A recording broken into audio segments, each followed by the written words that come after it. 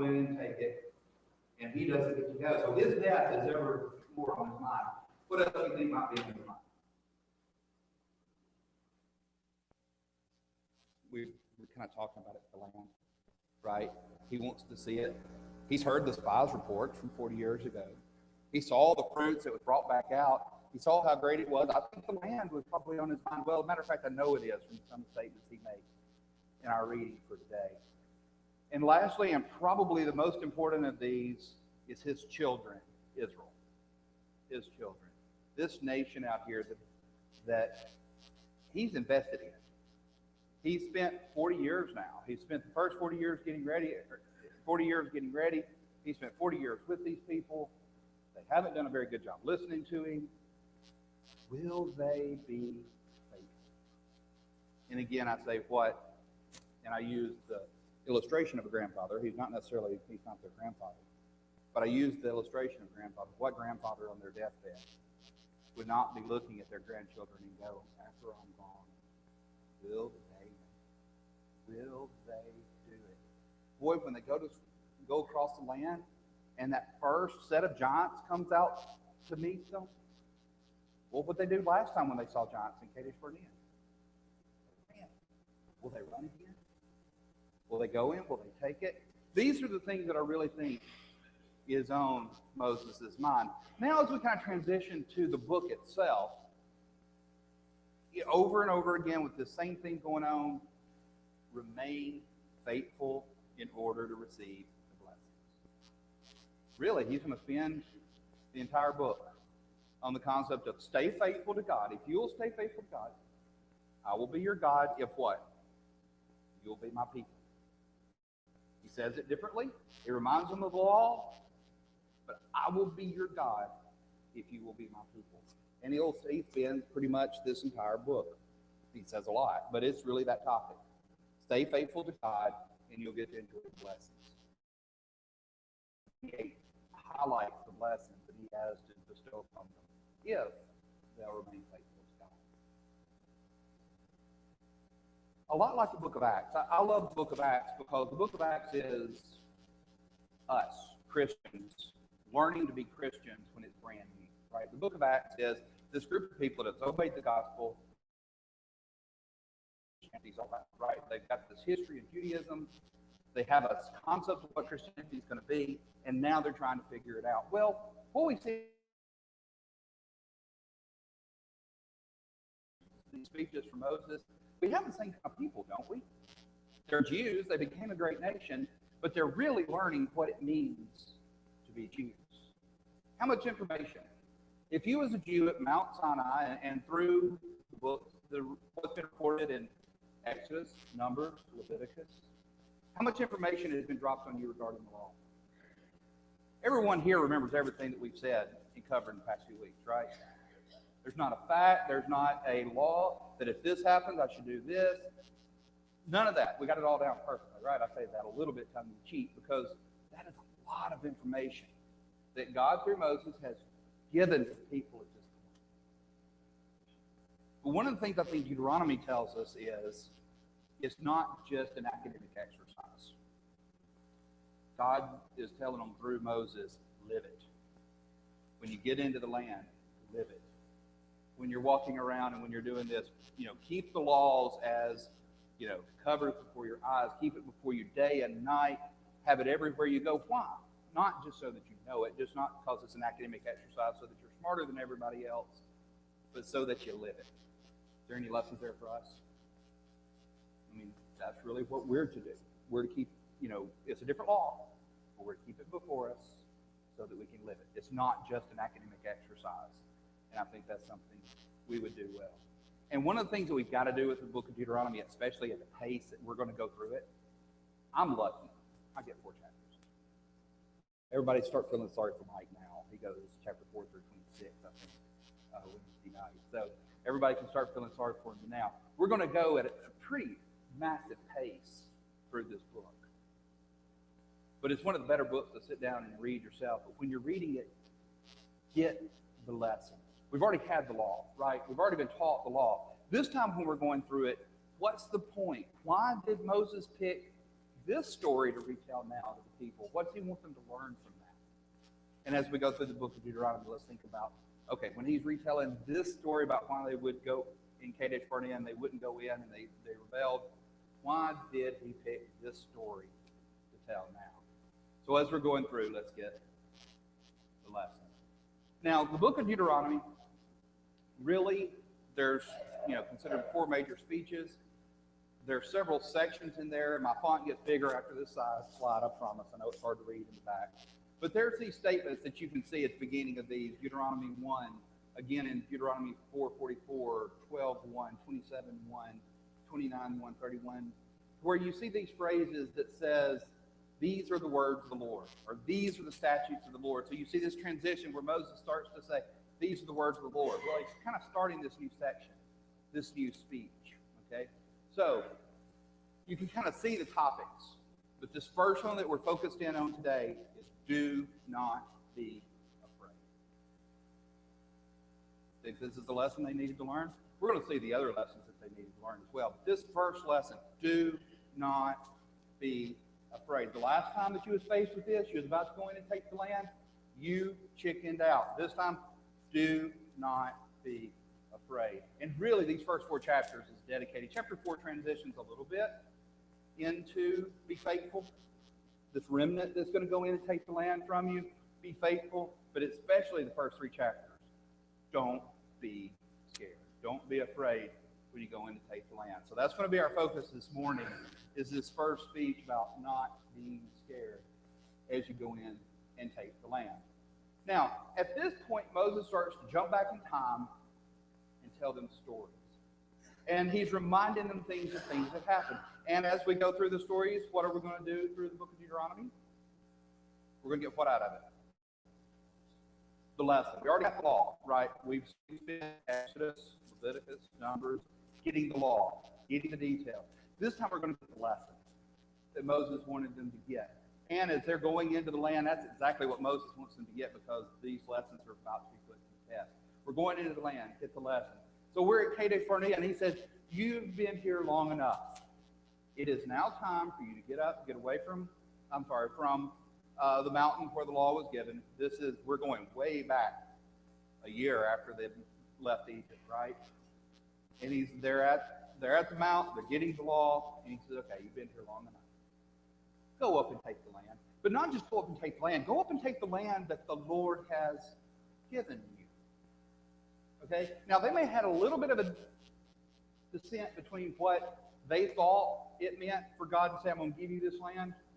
We think you can get something. Here's the box. Here's the bone top inside. Open it up. There's nothing for me to do. There's the land. Then they saw the giants in the land. They saw the fortified cities, and they began to get scared. But what he says at the very beginning is very simple.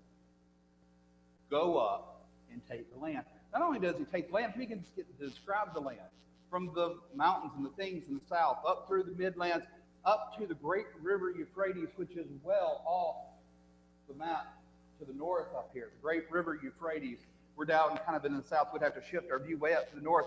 But this is a lot of land. Now, the bad side is they couldn't just pull out Google Maps. They couldn't just get your phone out, pull out Google Maps and say, wow, I gotta scroll back to be able to see all that land. They wouldn't have had that concept of what the land was. But from the description, they realized this is a lot of land. This is a good land. Go up and take it. And we begin this concept, do not fear when you go to take it. Go up and take the land that God has given you. And as he describes it. And it takes 11 months. I find it a little bit interesting here that right here in the middle of this, when Moses is going back and telling them points to remember from this, that it is here that Moses says, and oh, by the way, there was somebody running away, so I'm sorry. I'm going in the back. We'll try this again. All right. So, am I still on? All right.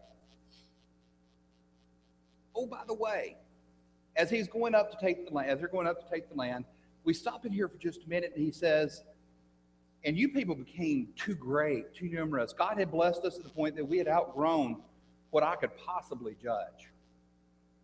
So I said, here's what we're going to do. And you said this was a good idea. God had given it. God had blessed it. You said it was a good idea. I want it to go and I'm going to appoint leaders from your tribe. Leaders over thousands, leaders over hundreds, leaders over 50s, leaders over 10s, right? I'm going to go in and I'm going to appoint these leaders over your tribes. And I want these leaders to be your judges. When there's some fault that you can't solve, you take it to these guys and they'll decide. And he goes on to remind them, and when they're deciding between what they should do, whether right or wrong, or what the dispute should be settled in this case between these two brothers that are in an argument with one another, he goes in and he tells them, be fair. Be impartial. It doesn't matter how much money how poor this person is and how rich this person is. Be impartial. Be righteous. Be just in your judgment. Now, why would Moses pick that? There's a lot of other stories that happened during this period of time. Why did he pick that to remind them of? I'm asking for a little outside. We're not necessarily told. I can't say look at verse 14. But why do you think that God picked this out to remind them, here's the leaders, they're to judge, be fair?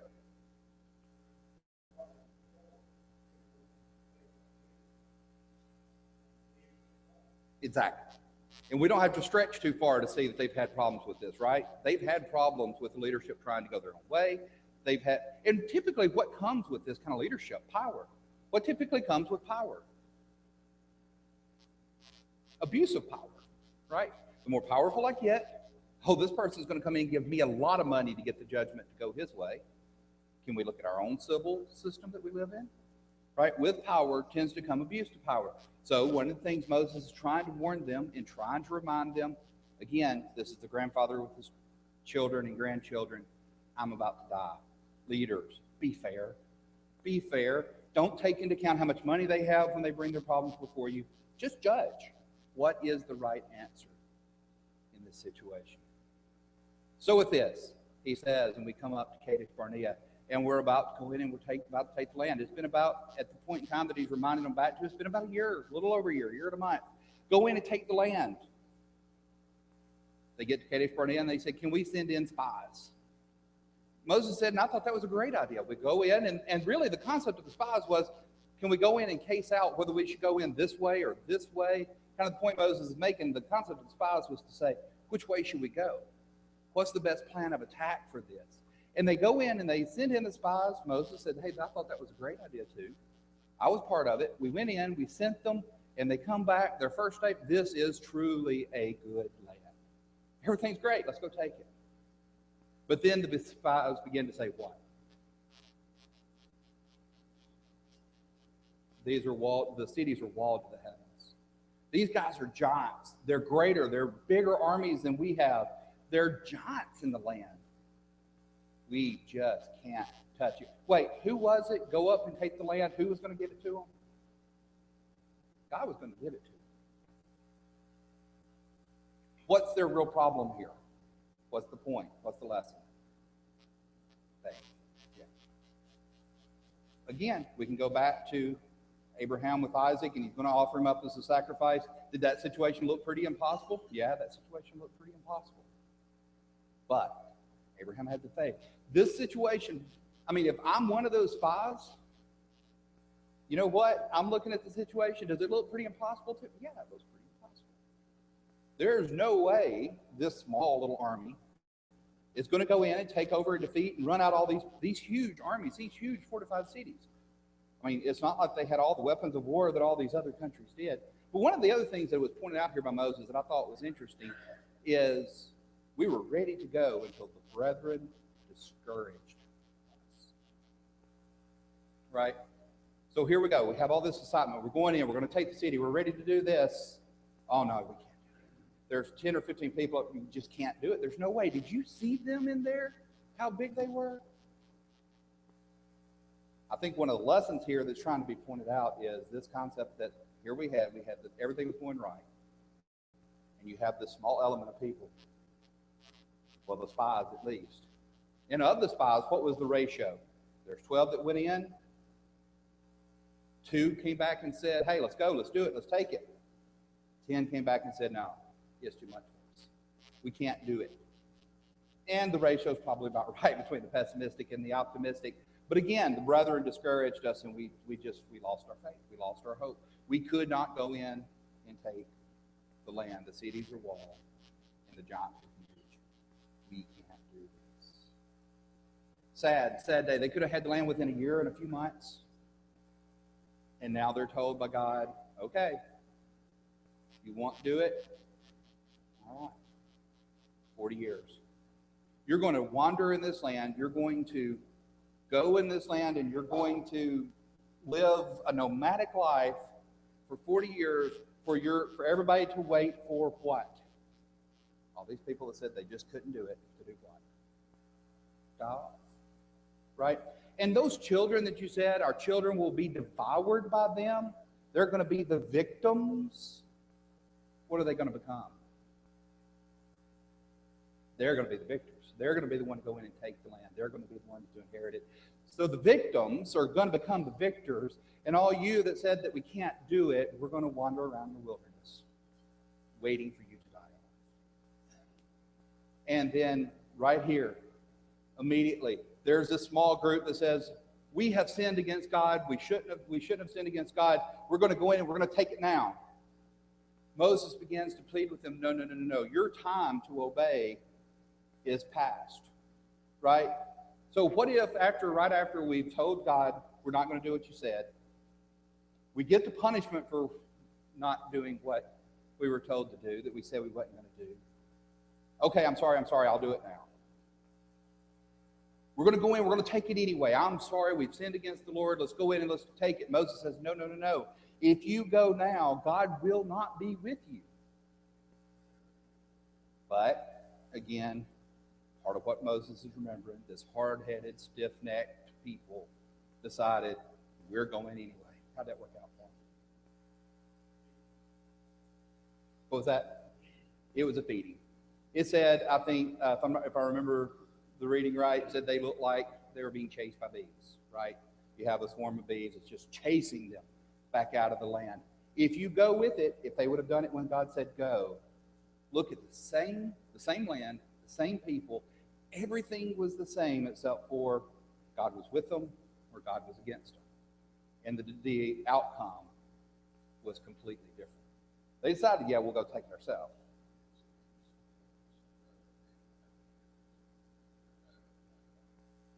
That's an excellent point. He said, God said, I'll send hornets to drive them out of the land before you.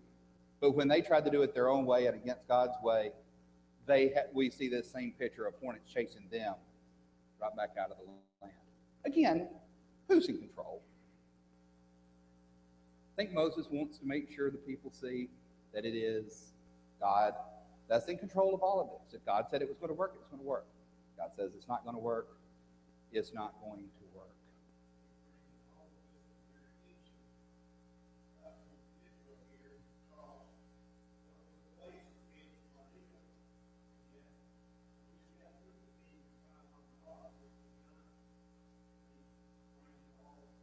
That's right.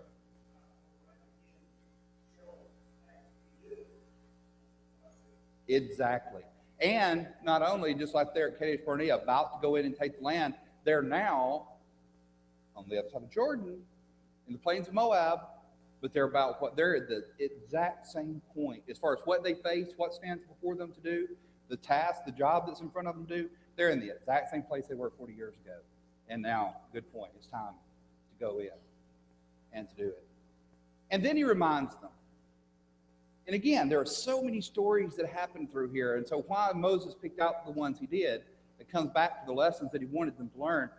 But he said, okay, now, you've been here, you've been wandering long enough, it's time to get up and go north. And it was time to go. And it said, okay, now, as you go through Edom, don't meddle with Edom. Lee was looking at my notes, and he said, Dad, why are you using the word meddle? And I said, well, I'm using the word meddle because Scripture uses the word meddle. And he changes from don't meddle with Edom to don't harass, which one's North Moab, and then don't fight with Ammon, right? But why should they not meddle with Edom? These are kinfolks. You think, and if I think about myself, and I think of some of my distant relatives, right? And then I ask my son Lee, hey, did you know that? You know, another generation passes, and a lot of those distant relatives, a lot of those friendships, kinships, they disappear with generations, right? So what's he reminding them? Moab or Edom here, they're the descendants of Esau. You can't touch it. Their land is their land. You can't touch that land. They're your descendants. And again, I think the lesson is true. They need to be reminded of that. And then, as you can kind of see, I'm kind of picking the map up and shifting it so that I can try to zoom it in enough that we can see it. That's an awful big map that we're trying to see parts of. But now we've gone through Edom. And he said, I want you to cross the Zered. See all those things that we worked on with Tim to come back. You got the Zered, Arnon, Yamek going up the way here.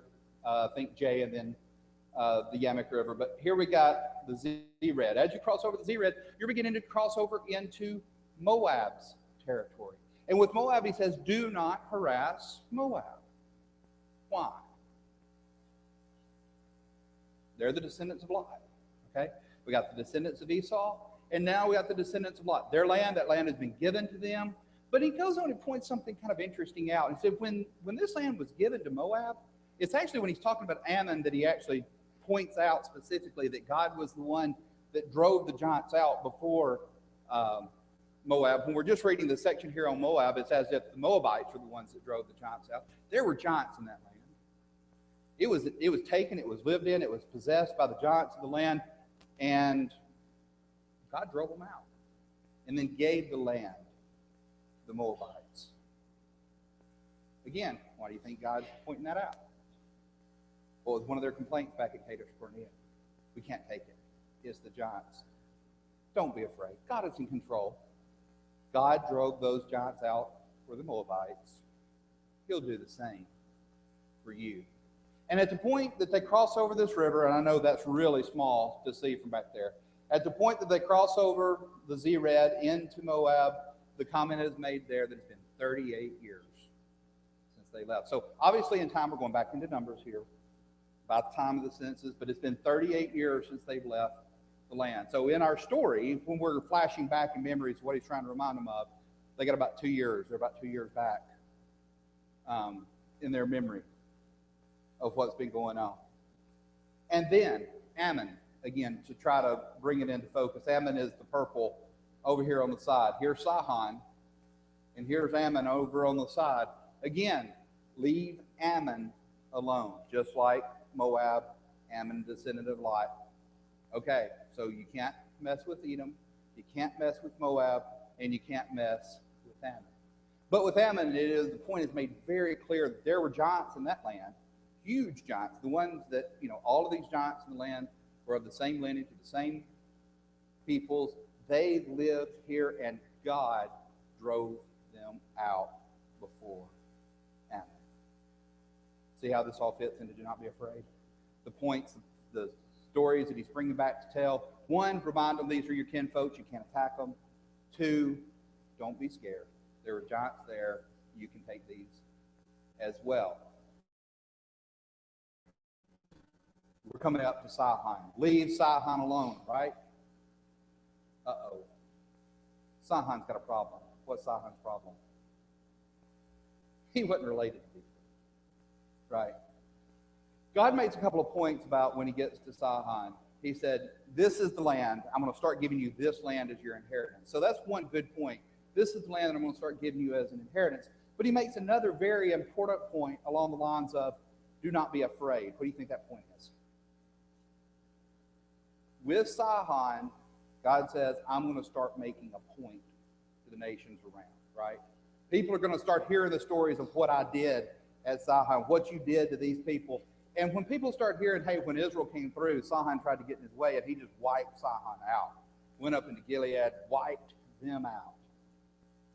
Those stories start running rampant. What does that cause to do to the other nations that are around them? Fear starts to set in. Look what these Israelites are doing as they're passing through the land. Sihon, he said, okay, I'm going to send out, he sent out messages to Sihon, just like he does to Moab, just like he does to Edom. Said, I'm going to pass through your land. If there's any water, if I need food, I'll buy it from you. If I need water, I'll buy it from you. let me pass through your land. But Sihon, God hardens his heart. The scripture says Sihon comes out. Is he going to take the field? No, he comes out and sets up battle again. All right, no, you're not passing through my land. Big mistake. God just defeats. God uses the people.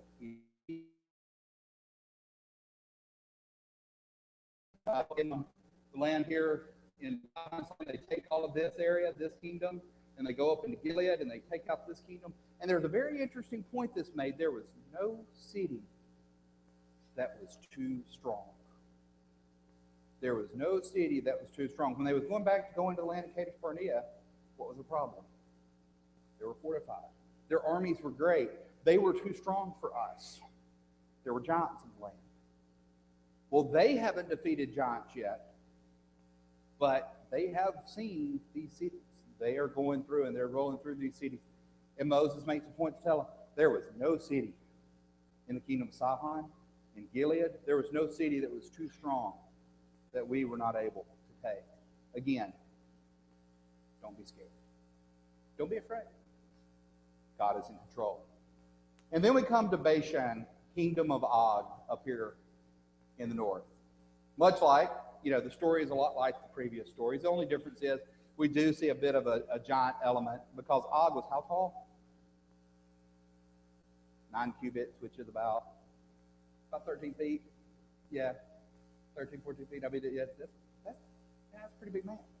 If I saw 13 feet, I would be taken back a bit myself. So we go up and we take Bashan, the kingdom of Og.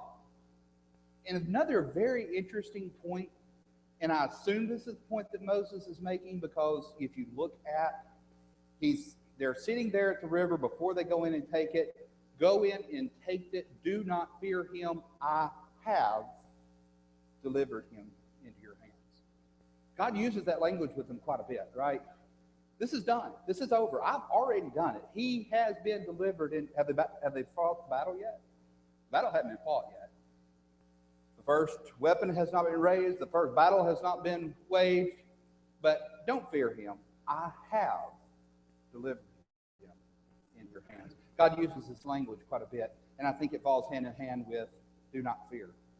And as they take this land, one of the points that's made is their cities are fortified with high walls. And when the spies were going in, I said it sounds familiar, but when the spies was going in, they were talking about these cities were fortified and their walls would reach to the heavens. These cities were fortified with high walls. They were able to take it. Moses is pointing out to them, you're ready to go into the land. You can do this. Do not fear. And we've already made the point of his hiding. Well, what's the real point of all this? Building up their faith.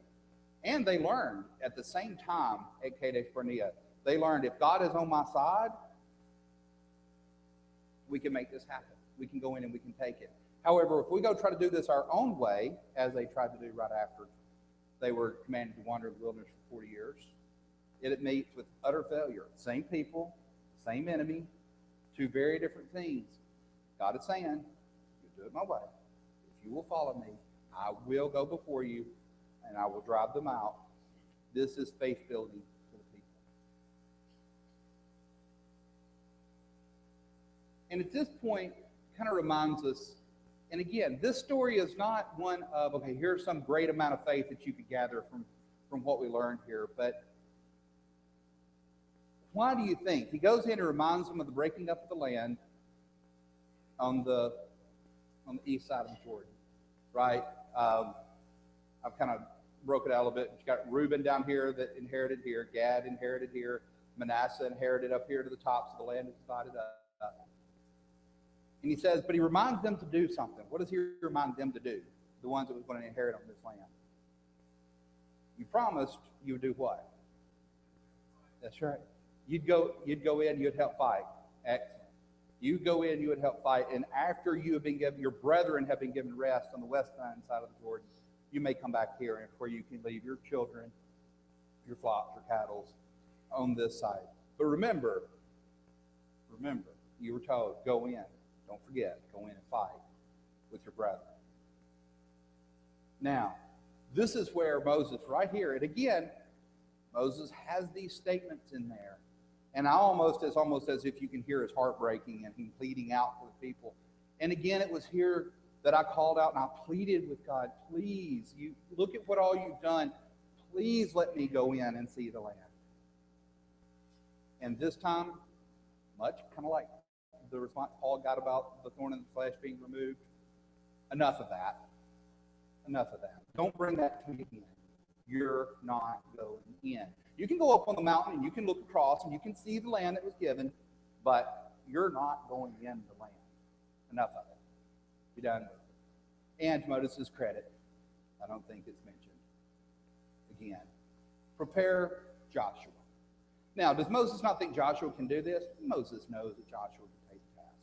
Moses is just scared every time they've gotten in trouble that he's been the one to take it over. So his first speech, kind of chapter 4 and kind of summing things up here for a minute after the bell rings, is some of the points he makes is listen that you may live long in the land. Listen, obey the commands that you may live long in the land. Do not add anything to the commands I've given you, and do not take anything away from them. Kind of going back to the point we were talking about earlier, live it out, but don't add anything to it, don't take anything away. Does this sound familiar to us? Not a jot, not a tittle should be added or taken away. Do not add away, do not add, do not take away. And remember Baal, Peor. What's the lesson he wants to remember from Baal? Did they just sin against God, or what happened there?